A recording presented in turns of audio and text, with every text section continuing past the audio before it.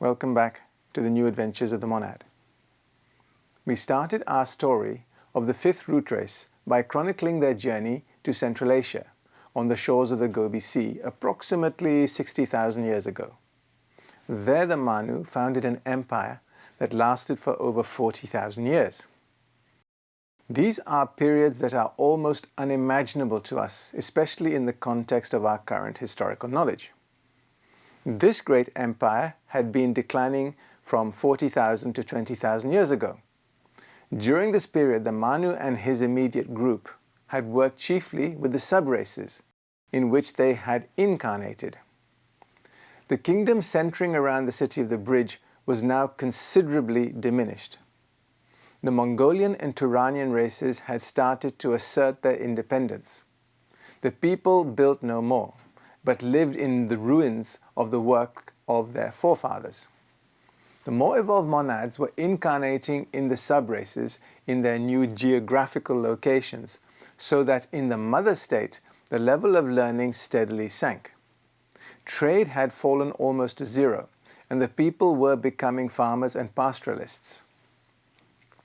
In 18,800 BCE, the sub-races having been established, the Manu wished to get the root stock into India, the land chosen for its further evolution. The civilization in India was Atlantean, but was now over-luxurious and effete. The Toltec higher classes had become indolent and self-seeking. Much, however, remained of a noble literature. Then there was a great tradition of occult knowledge, both of which had to be preserved for the future. The wealth of the country was lavishly displayed, and the warrior spirit had died out. Accordingly, in the literature, the entire removal of the fifth root race from Central Asia was necessary for three reasons. 1. So that Shambhala could be left in solitude. 2. So that India could be Aryanized. And 3. So that the race would not be involved in the coming cataclysm, which would greatly alter the geography of Central Asia. A schism had occurred in the rootstock, owing to some of them intermarrying with the Tatars. These successionists had been pushed back into the northern hills, where Moya was their king. Being told in a dream some of the plans of the Manu, Moya in 18,875 BCE led his people out into India, having to do a little fighting on the way, for though he never attacked, he was often ambushed. For a time he enjoyed the hospitality of Viraj, another adept from the Manu's elite club of helpers. Viraj was then ruling as King Podishpa over the greater part of northern India. An alliance was cemented by the marriage of the daughter of Moya to the son of Podishpa. Southern India was then a large kingdom under another adept known as Saturn in the literature. He ruled as King Lahira. Surya, aka Maitreya, was the high priest under the name Bayar Shah. He knew beforehand of the coming of these people, and they were accordingly made welcome by the king, who settled them in his land. Surya declared that the high-nosed strangers from the north were fit to be priests and should hold that office hereditarily. Those who agreed became priests and were the ancestors of the Brahmins of southern India, living as a separate class.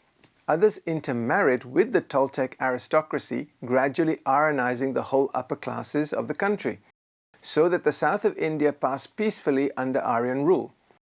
The second son of Moya being elected later to the throne when it was vacant. From this migration onwards, all the immigrants into the subcontinent are spoken of as the first sub-race, since the whole root race, the ancient stock, passed over into India about 13,500 BCE.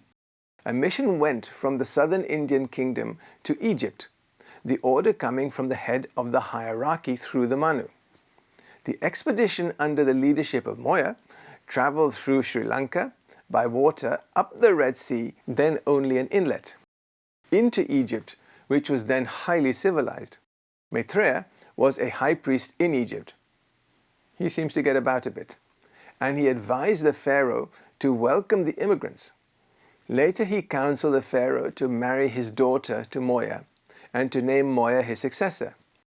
This was done so that on the death of the pharaoh, an Aryan dynasty was established. It reigned gloriously for many thousands of years, until the sinking of Poseidonus, when the Egyptian people were driven to the hills by the flooding of Egypt. The flood, however, retreated comparatively soon, and the country soon recovered. Manetho, a priest living in the 3rd century BCE, wrote a history that apparently deals with this Aryan dynasty.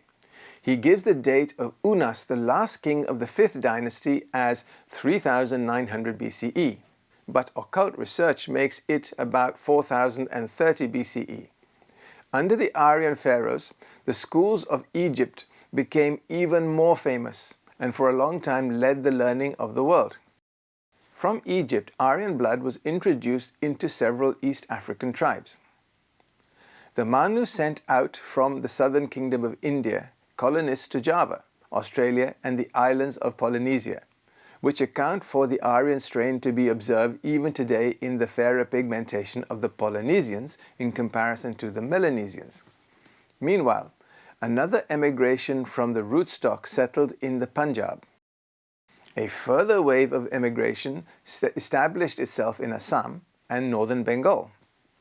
An expedition took place in 17,520 BCE, one part of it reaching its destination safely by the route followed by Moya in 18,875 BCE, while a smaller part was annihilated while trying to pass through the Khyber Pass.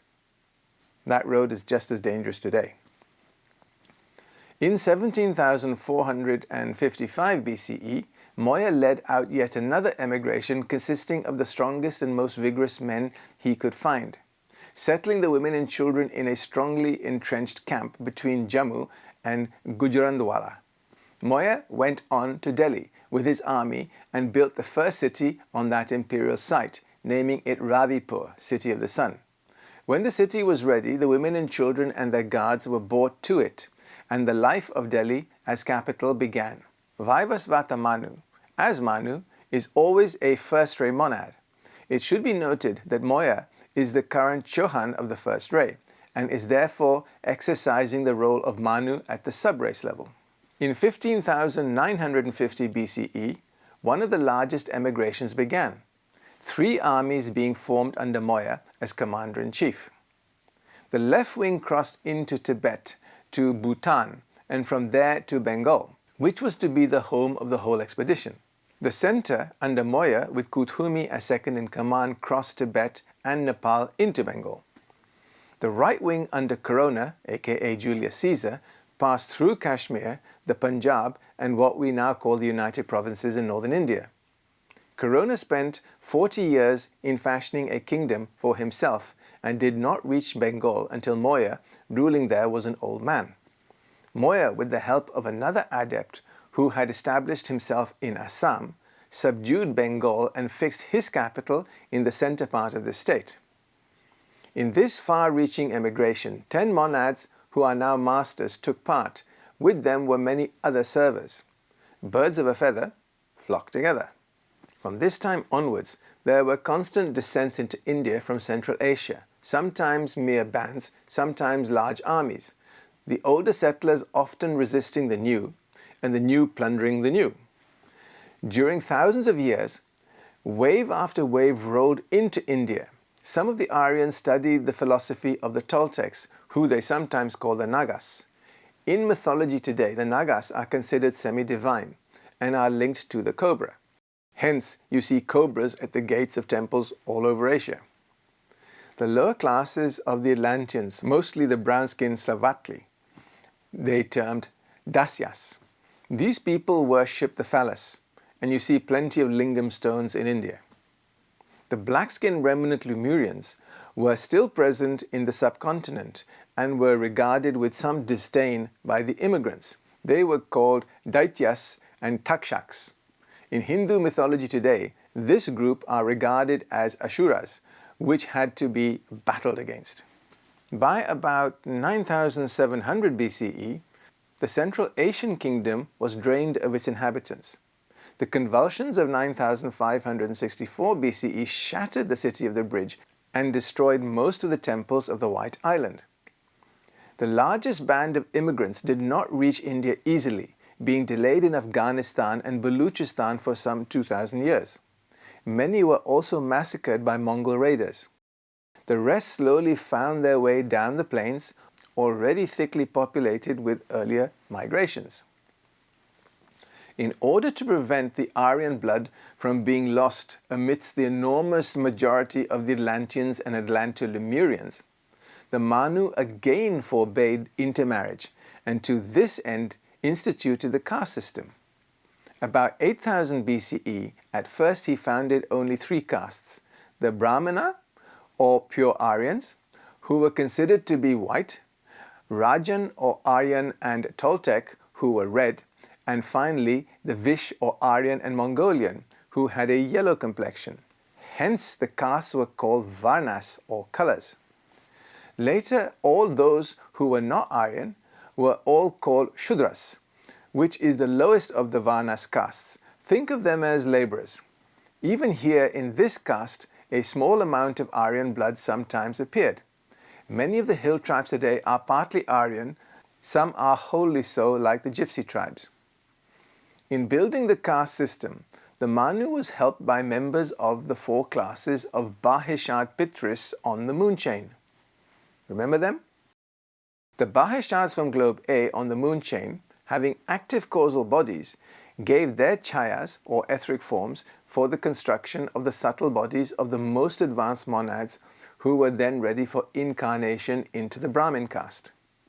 A second group of Bahishads from globe B, known as the sons of Angiras, active in their mental body, donated their chayas for the Kshatriyas, known as the warrior caste.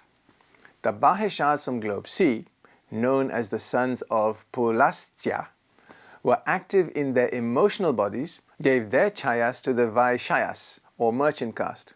Finally, the sons of Vashista on globe D, with active etheric bodies, gave their chayas to the Sudras, or the lowest laboring classes.